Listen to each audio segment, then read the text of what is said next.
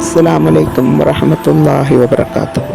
ഇന്ന് ഞാൻ ഒരു വെറൈറ്റി വിഭവത്തിൻ്റെ റെസിപ്പിയാണ് കേട്ടോ നിങ്ങൾക്കായിട്ട് ഷെയർ ചെയ്യുന്നത്. ഇതൊരു അടിപൊളി വിഭവമാണ്. അത് എല്ലാവരും ഒന്ന് ട്രൈ ചെയ്ത് നോക്കണം. ഇഷ്ടപ്പെട്ടാൽ ലൈക്ക് ചെയ്യണം. അതേപോലെ തന്നെ മറ്റുള്ളവർക്ക് കൂടി നിങ്ങൾ ഷെയർ ചെയ്ത് കൊടുക്കാൻ മറക്കരുത്. അടിപൊളിയാണ് കേട്ടോ. ഇത് കഴിക്കാനും നല്ലതാണ്. അതേപോലെ തന്നെ വയസ്സായവർക്കൊക്കെ കൊടുക്കാൻ പറ്റിയതാണ്. നമ്മുടെ വല്യമ്മയും ഉമ്മായൊക്കെ വീട്ടിലുണ്ടാവുമല്ലോ, അവർക്കൊക്കെ കൊടുക്കാൻ പറ്റിയ നല്ലൊരു പലഹാരമാണ്. മധുരം ഇഷ്ടമുള്ളവർക്ക് ഒത്തിരി ഇഷ്ടപ്പെടുന്ന പലഹാരം. ഇപ്പം നിങ്ങൾക്ക് പേര് കേട്ടപ്പോൾ തന്നെ മനസ്സിലായിട്ടുണ്ട്, ഇതിൻ്റെ പേര് തേങ്ങാപ്പൂ പഞ്ചാരയപ്പം. കേട്ടപ്പോൾ തന്നെ മനസ്സിലായിട്ടുണ്ട് ഒരു അല്പം മധുരമൊക്കെ ഉള്ള വിഭവമാണെന്നല്ലേ. അപ്പോൾ ഇതൊന്ന് തയ്യാറാക്കുന്നത് എങ്ങനെയാണെന്ന് നമുക്ക് നോക്കാം. അതിനായിട്ട് ഞാൻ 2 ഗ്ലാസ് അരിപ്പൊടിയാട്ടോ എടുത്തേക്കുന്നത്.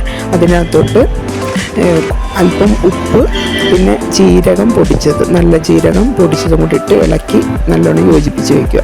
എന്നിട്ട് ഈ 2 ഗ്ലാസ് പൊടിക്ക് വേണ്ട ഓരോ പൊടിക്ക് അത്യാവശ്യം എത്ര വെള്ളം വേണമെന്ന് നിങ്ങൾക്കറിയാമല്ലോ. പല പൊടിക്ക് പല അളവായിരിക്കും. ചിലതിന് ഒരുപാട് പശ ഉണ്ടാവും, ചിലതിന് പശ ഉണ്ടാവത്തില്ല. അപ്പോൾ അതിനനുസരിച്ചുള്ള വെള്ളം വേണം ചേർക്കാനായിട്ട്. അപ്പോൾ നമ്മൾ ഇടിയപ്പത്തിനൊക്കെ മാവ് എങ്ങനെയാണോ കുഴയ്ക്കുന്നത് അതുപോലെ തന്നെ കേട്ടോ. അപ്പോൾ വെള്ളം തിളപ്പിച്ച് ഇതിനകത്തോട്ട് ഒഴിച്ച് ഇളക്കി എടുക്കണം. എടുത്തതിന് ശേഷം നമുക്ക് കൈകൊണ്ട് കുഴച്ച് പത്തിരിക്കൊക്കെ കുഴയ്ക്കാൻ പറ്റിയ രൂപത്തിലാക്കി എടുത്തതിന് ശേഷം, ഇടിയപ്പത്തിൻ്റെ അളവിലല്ല കേട്ടോ, പത്തിരിക്ക് നമ്മൾ എങ്ങനെയാണ് മാവ് കുഴയ്ക്കുന്നത് ആ അളവിൽ വേണം ഇത് കുഴച്ചെടുക്കാനായിട്ട്. എന്നിട്ട് അത് ഓരോ ബോളുകളാക്കി മാറ്റി വയ്ക്കാം. എന്നിട്ട് ഗ്ലാസ് കൊണ്ട് ഈ ബോളിന് പതുക്കെ ഒന്ന് ഞെക്കിയിട്ട് ഗ്ലാസ് കൊണ്ട് അമർത്തി കുറച്ച് സ്പേസ് ഉണ്ടാക്കുക കേട്ടോ. ആ സ്പേസിനകത്തോട്ട് നമ്മൾ പഞ്ചസാരയും ഏലക്കാപ്പൊടിയും പൊടിച്ചതും തേങ്ങയും കൂടി ചേർത്ത് നല്ലതുപോലെ ഇളക്കിയിട്ട് ഈ കുഴിക്കകത്തോട്ട് നമ്മളിതിടണം കുറേശ്ശെ. എന്നിട്ട് ഇഡ്ഡലി ചെമ്പിന് തട്ടിൽ വെച്ച് നമുക്ക് ആവി കയറ്റി എടുക്കാം കേട്ടോ. ഇത്രയേ ഉള്ളൂ. ഇത്രയും പെട്ടെന്ന് പണി തീരും. അത് മാത്രമല്ല കഴിക്കാൻ നല്ല ടേസ്റ്റാണ്. അപ്പോൾ ഇതിന് നമ്മൾ കഴിക്കാനായിട്ട് സൈഡായിട്ട് എടുക്കുന്നത് എന്താണെന്ന് വെച്ചാൽ പഞ്ചസാര ചേർത്ത തേങ്ങാപ്പാൽ.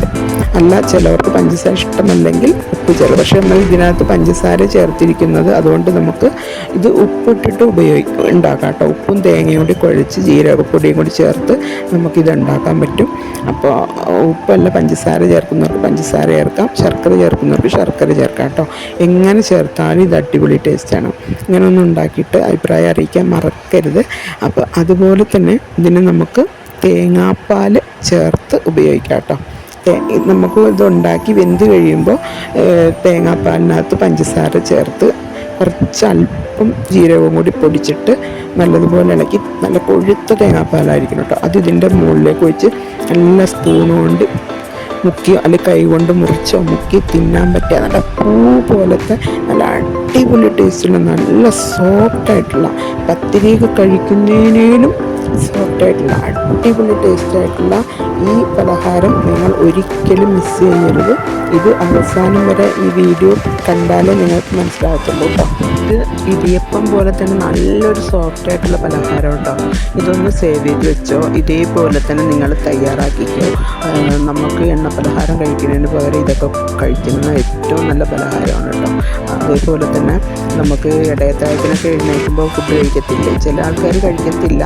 അങ്ങനെ കഴിക്കണം എന്നുള്ള ആളുകൾക്ക് കഴിക്കാൻ പറ്റിയ നല്ല അടിപൊളി പലഹാരം. ഇതിൻ്റെ കൂടെ നമുക്ക് ഇതിന് സൈഡായിട്ട് നമുക്ക് ഉണ്ടാക്കാൻ പറ്റിയ ഒരു വിഭവം എന്താണെന്ന് വെച്ചാൽ ഈ പഴം ഉണ്ടല്ലോ, പാളയംകുടം പഴം അല്ലെങ്കിൽ ഞാലിപ്പൂവൻ പഴം, അത് ചെറുതായിട്ട് കൊത്തി അരിഞ്ഞിട്ട് തേങ്ങാപ്പാലിലോട്ട് ഇടണം കേട്ടോ. തേങ്ങാപ്പാലിലിട്ടിട്ട് അതിനകത്ത് കുറച്ച് ഏലക്കാപ്പൊടിയും കൂടി ചേർത്ത് പഞ്ചസാരയും കൂടി ചേർത്ത് ഇളക്കിയിട്ട് ഇതിൻ്റെ കൂടെ ഒന്ന് നിങ്ങളൊരു പിടിച്ച് നോക്കിയോ. നിങ്ങൾക്ക് പിറ്റേന്ന് ഒരു ക്ഷീണം ഉണ്ടാകത്തില്ല. അടിപൊളിയാണ്.